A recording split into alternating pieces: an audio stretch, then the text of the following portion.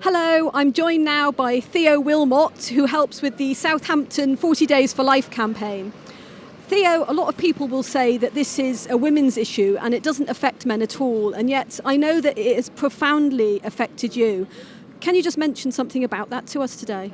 Yeah, in early adulthood, I was in a relationship with a young lady, and during the course of that relationship, we lost 3 children. The first to miscarriage, the second was aborted, and the third was also aborted.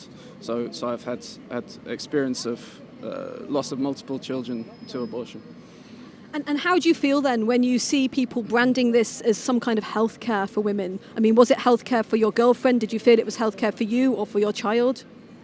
No, obviously it was a death sentence for my children, and for me it was extremely traumatic and disturbing, happening in my life in early adulthood at a time when I definitely was not ready to process that kind of loss. And for my girlfriend, it was something which, on paper, was healthcare. It was dressed up as for the sake of her mental health.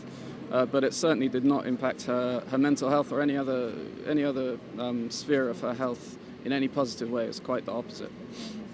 And now that you have come to realise the truth about abortion, you're using this in a really positive way, aren't you? Because I know that you're helping with the 40 Days for Life campaign in Southampton to help other women and their partners who might be thinking of making a decision.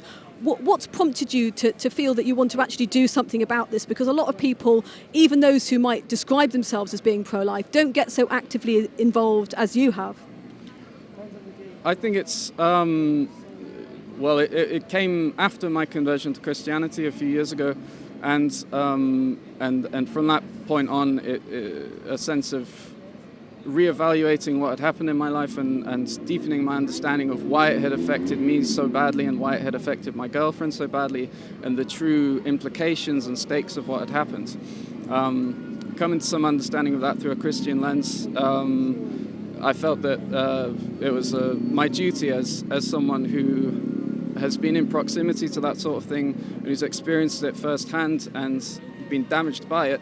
If I'm perfectly honest, it's a duty for me to come out and talk and write and do anything I can to raise the issue and prevent it from happening to other people if possible. Well, thank you so much for using your talents, your skills and your voice to speak out the truth on this issue, Theo. And just a message for any of those who are watching: if you've been affected by abortion, firstly, you can get some healing with an organisation like Rachel's Vineyard.